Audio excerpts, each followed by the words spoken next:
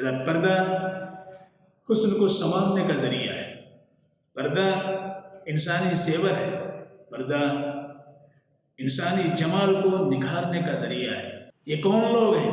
کس قسم کے درندے ہیں؟ کیسی وحشت میں پلے ہوئے ہیں؟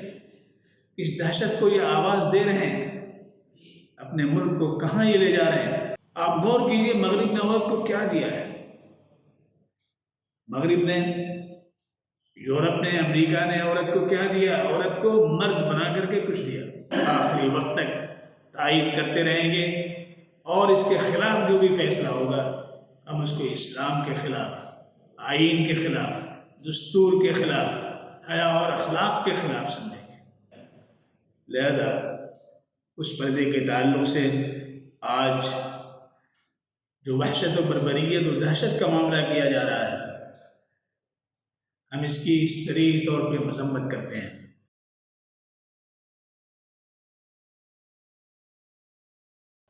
السلام علیکم ورحمۃ اللہ وبرکاتہ۔ الحمد للہ نحمده ونستعینه ونستغفره ونؤمن به ونتوکل علیہ ونعوذ باللہ من شرور انفسنا ومن سیئات اعمالنا، من يهده الله فلا مضل له ومن يضلله فلا هادي له، ونشهد أن لا إله إلا الله وحده لا شريك له، ونشهد أن سيدنا ومولانا وحبيبنا وشفيعنا ونبينا محمدا عبده ورسوله۔ أما بعد، قال الله عز وجل في القرآن المجيد والفرقان الحميد: يا أيها النبي قل لأزواجك وبناتك ونساء المؤمنين يدنين عليهن من جلابيبهن ذلك أدنى أن يعرفن فلا يؤذين وكان الله غفورا رحيما۔ اللہ عز و جل کا ارشاد ہے کہ اے نبی، آپ اپنی بیویوں سے، اپنی بیٹیوں سے اور ایمان والے لوگوں کی بیویوں سے، عورتوں سے کہہ دیجئے کہ وہ اپنے اوپر اپنے گھونگھٹ کو ڈال لیں، اپنی چادر کو ڈال لیں، تاکہ وہ پہچان لی جائیں کہ وہ شریف زادیاں ہیں، کوئی چھیڑ چھاڑ نہ کریں۔ اگر اس میں کوئی کوتاہی ہوگی اس عمل کے بعد بھی تو اللہ رب العزت بخشنے والے اور رحم فرمانے والے ہیں۔ سورہ احزاب کی دوسری آیت ہے جس میں اللہ رب العزت نے حضور اکرم صلی اللہ علیہ وآلہ وسلم کو مخاطب کرتے ہوئے فرمایا: وَإِذَا سَأَلْتُمُوهُنَّ مَتَاعًا فَاسْأَلُوهُنَّ مِنْ وَرَاءِ حِجَابٍ۔ آپ کے واسطے سے صحابہ کرام کو مخاطب کیا گیا ہے کہ جب تم امہات المؤمنین سے کوئی چیز طلب کرو، کوئی سامان طلب کرو، تو حجاب اور پردے کے پیچھے سے طلب کرو۔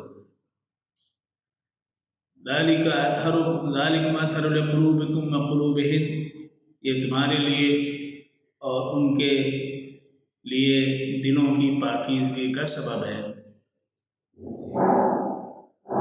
اللہ عز و جل نے پردے کا حکم دیا ہے۔ پردہ انسانی زیور ہے۔ مرد اور عورت کو میاں بیوی کی صورت میں وہ زینت، وہ افتخار، وہ مقام، وہ قدر و منزلت، وہ حیثیت عطا فرمائی ہے کہ مرد کو بیوی کے لیے اور بیوی کو مرد کے لیے پردہ اور لباس قرار دیا ہے۔ وہ تمہارے لیے لباس ہیں اور تم ان کے لیے لباس ہو۔ ہن لباس لکم وانتم لباس لہن۔ لباس کی اہمیت کا اس سے اندازہ ہوتا ہے کہ اللہ رب العزت نے جہاں اپنی بہت سی نعمتوں کے نزول کا ذکر فرمایا ہے، انسانی زندگی کے لیے جو لازم و ضروری ہیں، انہی میں لباس کا بھی ذکر فرمایا ہے۔ وَأَنزَلْنَا عَلَيْكُمْ لِبَاسًا يُوَارِي سَوْآتِكُمْ وَرِيشًا وَلِبَاسُ التَّقْوَىٰ ذَٰلِكَ خَيْرٌ، اور ہم نے اتارا ہے تمہارے اوپر، تمہارے لیے ایسا لباس جو تمہاری ستر پوشی کر سکے، اور تقویٰ کا لباس سب سے بہتر ہے۔ تو اللہ رب العزت نے ہمیں لباس دیا۔ عورت اور مرد کے درمیان جو باہمی کشش ہے، اور خاص طور سے عورتوں کے اندر ان کی ساخت، ان کی پرداخت، ان کا خوش آہنگ ہونا، ان کا خوش اندام ہونا، یہ باعث کشش ہے۔ اس لیے شریعت نے، اللہ رب العزت نے انہیں خاص طور سے پردے کا حکم دیا ہے۔ یوں تو مردوں کو بھی پردے کا حکم ہے، مرد کو بھی برہنہ ہونا جائز نہیں ہے، ناف سے لے کر کے اور گھٹنے تک چھپانا اس کے لیے ضروری ہے، لیکن بہتر یہ ہے کہ وہ گلے سے لے کر کے اور پیر تک ملبوس رہے، لباس استعمال کرے۔ اسی لیے حضور اکرم صلی اللہ علیہ وآلہ وسلم بھی 2 چادریں استعمال فرماتے تھے۔ البتہ ایک موقع پر ایک ہی چادر آپ نے استعمال کی، اور اوپر آپ نے کوئی چادر نہیں اوڑھ رکھی تھی، تو ایک صحابی نے کہا حضور میں پہلی دفعہ دیکھ رہا ہوں کہ آپ ایک چادر میں نماز پڑھ رہے ہیں۔ تو اللہ کے رسول صلی اللہ علیہ وسلم نے کیا فرمایا؟ اللہ کے رسول صلی اللہ علیہ وسلم نے فرمایا، کیا میری امت کے ہر فرد کے بعد 2 چادریں ہوں گی؟ یعنی گویا کہ اللہ کے رسول صلی اللہ علیہ وسلم نے اس حقیقت کو بیان کیا کہ اگر ستر جو واجب ہے اس کو چھپا لیا جائے تو نماز پڑھی جا سکتی ہے اور نماز ہو جائے گی۔ تو پردہ مرد کے لیے بھی ہے۔ اللہ کے رسول صلی اللہ علیہ وآلہ وسلم نے فرمایا کہ جو شخص کسی اجنبی عورت کو دیکھتا ہے تو دیکھنا بھی زنا ہے، اس کی آواز کا سننا بھی زنا ہے، اور اس کے جسم کے کسی انگ پہ، کسی حصے سے ٹچ کرنا، ہاتھ لگانا، یہ بھی زنا ہے۔ لہذا ایک مرد کو عورت سے پردہ ہونا چاہیے، اور عورت کو مرد سے پردہ کرنا چاہیے۔ پردہ انسانی زیور ہے، جس طرح اللہ رب العزت نے ساری مخلوقات کو ایک لباس دیا ہے، ایک وردی دی ہے، ایک پہچان دی ہے، اسی طرح انسان کو اللہ رب العزت نے لباس دیا ہے، لیکن لازم نہیں کیا ہے۔ بس لازم یہ ہے کہ ستر پوشی ہو سکے، اور اس کا لحاظ انسان نے ابتدا سے کیا ہے۔ اگر ہم دیکھیں تو خود ویدوں کے اندر بھی یہ تذکرہ موجود ہے کہ ایک جگہ آیا کہ برہما نے کہا کہ چونکہ عورت کو اللہ نے، یعنی بھگوان نے پیدا کیا ہے، تو اس کو چاہیے کہ اپنی نظریں نیچی رکھے اور اپنے پیروں کو سمیٹے رکھے، اور اس طرح سے اپنے جسم کو چھپائے کہ کوئی حصہ اس کا نظر نہ آئے۔ اور مشہور واقعہ جو آپ سنتے ہوں گے، جب لکشمن کے تعلق سے لکشمن جی سے یہ کہا گیا کہ آپ سیتا جی کے چہرے کو دیکھ کر کے پہچانے کہ یہی سیتا ہیں، تو لکشمن جی نے کیا کہا تھا؟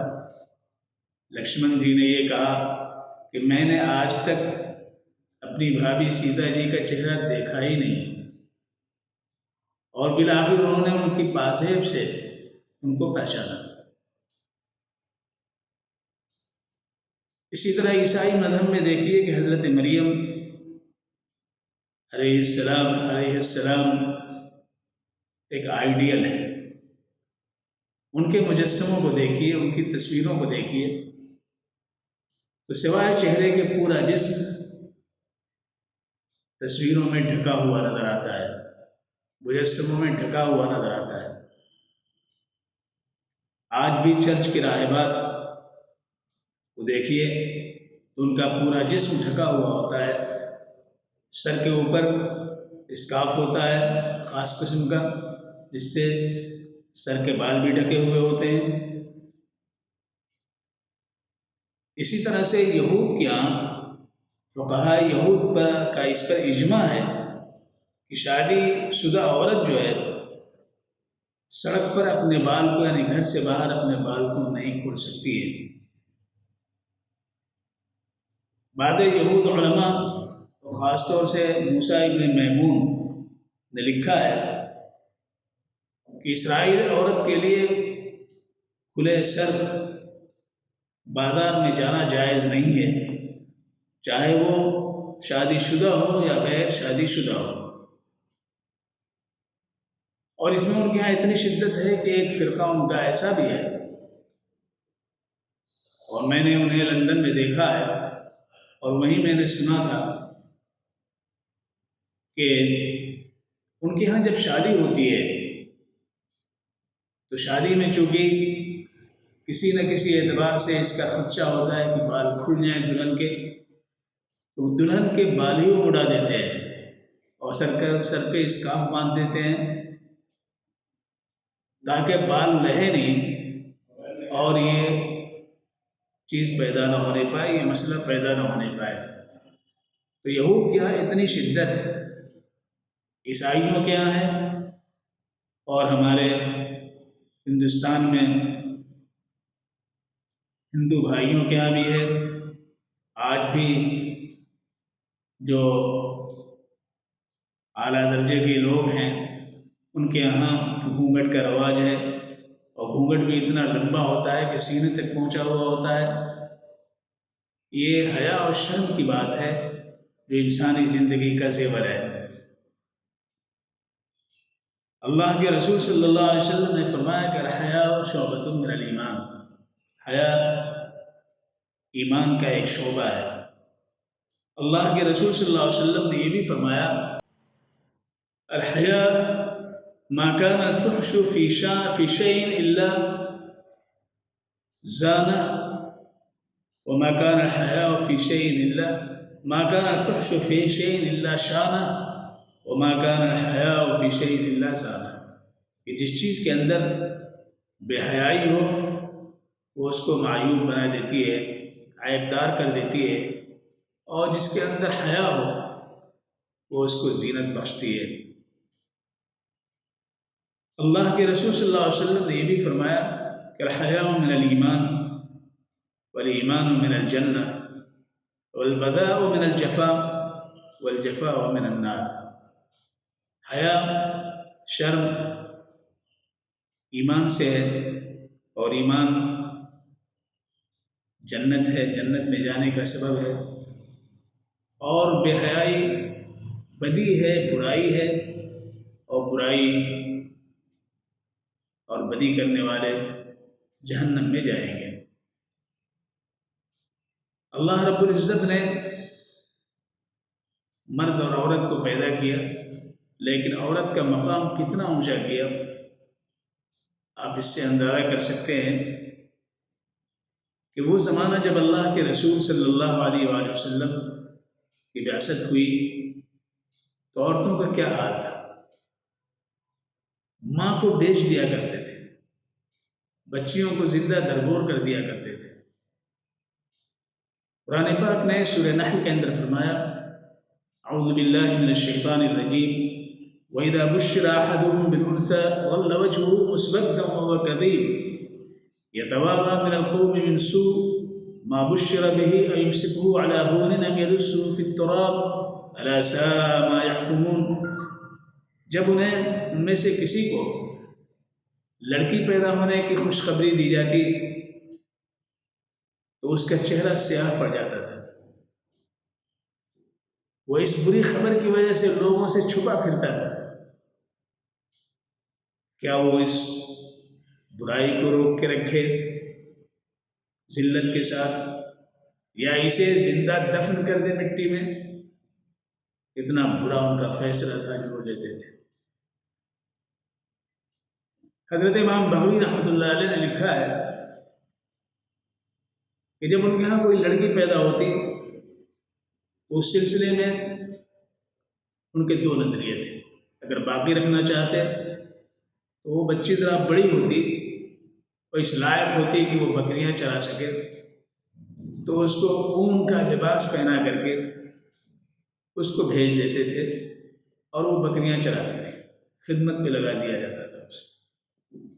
یا پھر وہ جب 5-6 سال کی ہو جاتی تو باپ اس کی ماں سے کہتا ہے کہ اسے نانیہال لے جانا ہے یا کسی میلے میں لے جانا ہے، اس کو ذرا تیار کر دو، اچھا لباس پہنا دو.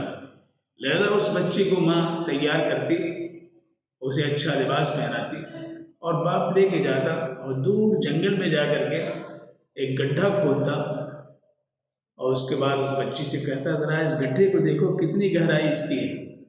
وہ بچی جب اس میں جھانکتی پیچھے سے باپ دھکا دیتا اور وہ گر جاتی اور اس کے اوپر مٹی ڈال دی جاتی تھی. یہ تھا بچیوں کے ساتھ معاملہ. بہت سے مقامات پہ خود ہمارے ہندوستان بھارت میں عورتوں کو زندہ جلایا جاتا تھا. ستی کی رسم اللہ عز و جل نے ان کو اونچا مقام دیا. اللہ کے رسول صلی اللہ علیہ وسلم نے فرمایا کہ جس نے 2 بچیوں کی کفالت کی، ان کے ساتھ اچھا سلوک کیا، تو وہ ان کے لیے جہنم سے پردہ ہوں گے. ان لَهُ سِتْرًا مِنَ النَّارِ. اللہ کے رسول صلی اللہ علیہ وسلم نے یہ بھی فرمایا کہ جس نے 2 بچیوں کی کفالت کی، ان کی پرورش کی، تو میں اور وہ اس طرح جنت میں ہوں گے جس طرح 2 انگلیاں آپس میں ملی ہوئی ہیں. اللہ کے رسول صلی اللہ علیہ وسلم نے اس بچی کو جب وہ بیوی بن جاتی ہے تو فرمایا کہ خیرکم خیرکم لأہلی وانا خیرکم لأہلی. تم میں سب سے بہتر وہ شخص ہے جو اپنی بیوی اپنے گھر والی کے حق میں بہتر ہو. ایک مرد کا آئیڈیل بننا اس پر موقوف ہے کہ وہ اپنے گھر والوں کے ساتھ معاملہ کیا کر رہا ہے. غیروں کے ساتھ انسان اخلاق برتتا ہے، اس کی ضرورتیں پوری کرنے کی کوشش کرتا ہے، اسے خوش دیکھنا چاہتا ہے. لیکن جس خاتون سے اس کا سابقہ ہر روز کا ہر وقت کا ہے، کیا اس کے ساتھ بھی اس کا یہ معاملہ ہے؟ اگر ہے تو واقعی وہ خیر کا حامل ہے، اور اگر نہیں ہے تو باہر جتنا بھی اسے اچھا کہا جائے اللہ اور اللہ کے رسول کی نظر میں وہ اچھا نہیں. تو خیرکم خیرکم لأہلی وانا خیرکم لأہلی. اللہ کے رسول نے فرمایا تم میں سب سے بہتر میں ہوں اپنے اہل اپنے گھر والوں کے بارے میں. اللہ کے رسول صلی اللہ علیہ وسلم نے یہ بھی فرمایا کہ تم میں سب سے زیادہ ایمان کامل اس شخص کا ہے جس کے اخلاق سب سے اچھے ہوں، اور اپنے گھر والی اپنی بیوی کے حق میں سب سے زیادہ نرم دل، نرم خو، نرم مزاج. وَأَلْطَفُهُمْ لِأَهْلِهِ. اپنے اہل کے لیے سب سے لطیف، نرم خو، نرم مزاج. یہ نہیں کہ گھر میں وہ آئے تو وہ شیر بن کر کے آئے، چیتا بن کر کے آئے، درندہ بن کر کے آئے. نہیں. اسی لیے حضرت عائشہ صدیقہ رضی اللہ تعالی عنہ نے جب ان سے پوچھا گیا کہ حضور جب گھر میں تشریف لے آتے تھے تو آپ انہیں کیسا پاتی تھی؟ تو ام المومنین حضرت عائشہ صدیقہ رضی اللہ تعالی عنہ نے فرمایا کہ کان بشر من البشر یفلی ثوبہ ویحلب شاتہ ویخدم نفسہ. وہ انسانوں میں سے ایک اعلیٰ درجے کا انسان تھے،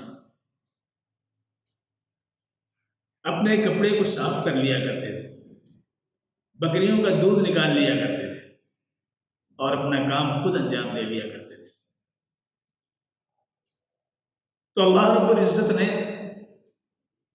یہ خواتین کا جو مقام ہے، جو مرتبہ ہے، اس کو اس مقام تک پہنچا دیا جس کا تصور نہیں کیا جا سکتا ہے۔ اسی لیے دونوں کے اجر و ثواب میں کوئی کمی نہیں رکھی ہے۔ اللہ رب العزت کا ارشاد ہے، اعوذ باللہ من الشیطان الرجیم، من عمل صالحا من ذکر او انثى وهو مؤمن فلنحيينه حياة طيبة ولنجزينهم اجرهم باحسن ما كانوا يعملون۔ مرد عورت میں سے کوئی بھی نیک کام کرے، کوئی بھی نیک کام کرے اس حال میں کہ وہ صاحب ایمان ہے، تو ہم اسے ایک پاکیزہ زندگی، خوشگوار زندگی عطا کریں گے، اور انہیں ان کے اچھے عمل کا بدلہ دیں گے، کوئی فرق نہیں۔ دوسری جگہ فرمایا فاستجاب لهم ربهم انی لا اضیع عمل عامل منکم من ذکر او انثی بعضکم من بعض۔ اللہ نے یہ قبول کر لیا ہے کہ میں کسی عمل کرنے والے، خواہ وہ مرد ہو یا عورت، ان کے عمل کو ضائع نہیں کروں گا، اس لیے نہیں چھوڑ دوں گا کہ وہ عورت ہے، اس لیے نہیں دوں گا کہ وہ مرد ہے، بلکہ دونوں کا مقام ہمارے نزدیک برابر ہے۔ یہ الگ بات ہے کہ اللہ رب العزت نے دونوں کو الگ الگ ساخت عطا فرمائی ہے، دونوں کو الگ الگ ہندام عطا کیا ہے، دونوں کا جسمانی پیکر الگ الگ، اس لیے ان کی ذمہ داریاں بھی الگ رکھی ہیں۔ اسلام نے عورت کو گھر کا ملکہ بنایا ہے، لیکن مغرب نے جب اپنے کندھے سے مذہب کا چولا اتار دیا اور مذہب سے بیزاری آئی، تو مذہب سے بیزاری نے ان کو نفسانیت و خواہشات و شہوت پرستی نے یہاں تک پہنچا دیا کہ عورت کو بازاری بنا دیا، اور انہوں نے اسلام کے خلاف فردہ سرائی شروع کی۔ آپ غور کیجئے مغرب نے عورت کو کیا دیا ہے۔ مغرب نے، یورپ نے، امریکہ نے عورت کو کیا دیا؟ عورت کو مرد بنا کر کے کچھ دیا، اس کو شرٹ پہنا کر کے، اس کو پینٹ پہنا کر کے، اس کے بال کو کٹوا کر کے، اس کو برہنا کر کے، اپنی شہوتوں کو پوری کرنے کے لیے، اپنی نفسانیت کے پیاس کو بجھانے کے لیے اس نے یہ کیا ہے۔ لہذا وہ عورت کہ جو گھر میں ملکہ کی طرح ہوتی تھی، جو اپنے گھر والوں کی فکر کرتی تھی، اب وہ ایک بیرے کے طور پر ہے، پرائیویٹ سیکریٹری کے طور پہ ہے، ایئر ہوسٹس کے طور پہ ہے، دوسروں کی خدمت پہ وہ مامور ہے، دوسروں کے لیے اپنے جسم اور اپنی تمام صلاحیتوں کو لگائے ہوئے ہیں، اور پھر دوہری ذمہ داری ہے کہ گھر آئے تو گھر کا بھی وہ کام کرے، بچوں کی بھی دیکھ بھال کرے۔ یہ کتنا بڑا ظلم ہے جو آج یورپ اور امریکہ جو ہے وہ مغربی طاقتیں کر رہی ہیں۔ یہ مذہب بیزاری کا یہ بات ہے، انہیں ان کے مذہب کے اندر کا عیسائی ہو یا یہودی ہو یا ہنود ہو، ان کے یہاں عورت کے ساتھ عزت کا معاملہ پردے کا معاملہ ہے۔ لہذا پردہ حسن کو سنوارنے کا ذریعہ ہے، پردہ انسانی زیور ہے، پردہ انسانی جمال کو نکھارنے کا ذریعہ ہے۔ لہذا اس پردے کے تعلق سے آج جو وحشت و بربریت و دہشت کا معاملہ کیا جا رہا ہے، ہم اس کی صریح طور پہ مذمت کرتے ہیں، اور انسانی عقل پر یہ پتھر ہے۔ اکبر الہ آبادی نے جو کہا تھا کہ مرد کے عقلوں پہ پردہ پڑ گیا، آج وہی بات ہو رہی ہے۔ آج ان بچیوں کو جو پردے کے ساتھ، حجاب کے ساتھ اسکولوں میں پڑھنے کے لیے جا رہے ہیں، ان کو روکا جا رہا ہے۔ یہ کون لوگ ہیں؟ کس قسم کے درندے ہیں کیسی وحشت میں پلے ہوئے ہیں، کس دہشت کو یہ آواز دے رہے ہیں، اپنے ملک کو کہاں یہ لے جا رہے ہیں، اور کتنی اس کی وجہ سے پوری دنیا میں بدنامی ہو رہی ہے، رسوائی ہو رہی ہے۔ ان کا کچھ اس پہ احساس نہیں، باجاگتا اچھے خاصے پڑھے لکھے لوگ اگر یہ کالجوں کے اندر جہاں عقل کی مشاہدگی ہوتی ہے، جہاں علم پروری کا درس دیا جاتا ہے، جہاں ایک دوسرے کے حقوق سمجھائے جاتے ہیں، جہاں آئین پر اعتماد پیدا کرنے کی کوشش کی جاتی ہے، جہاں آنکھیں کھلی رہیں اور بصیرت واں ہوں، اس کا درس دیا جاتا ہے، وہاں سے یہ چیز، وہاں سے یہ آواز اٹھ رہی ہے، یہ بہت ہی افسوسناک ہے۔ پردہ ہمارا امتیاز ہے، پردہ ہماری بچیوں کے لیے عزت و افتخار کا ذریعہ ہے، پردہ تحفظ اس سے حاصل ہوتا ہے، لہذا ہم پردے کی آخری وقت تک تائید کرتے رہیں گے، اور اس کے خلاف جو بھی فیصلہ ہوگا ہم اس کو اسلام کے خلاف، آئین کے خلاف، دستور کے خلاف، حیا اور اخلاق کے خلاف سمجھیں گے۔ اللہ تبارک و تعالیٰ ایسا کرنے والوں کو سمجھ عطا فرمائے، اور انسانی زندگی میں اس کے مقام کو، اس کے مرتبے کو، اور اس کی اہمیت و قدر و قیمت کو قائم رکھنے اور اس کی جلوہ آرائی کی توفیق سے نوازیں۔ وآخر دعوانا ان الحمد للہ رب العالمین، والصلاة والسلام علی سید المرسلین وعلی آلہ وصحبہ اجمعین۔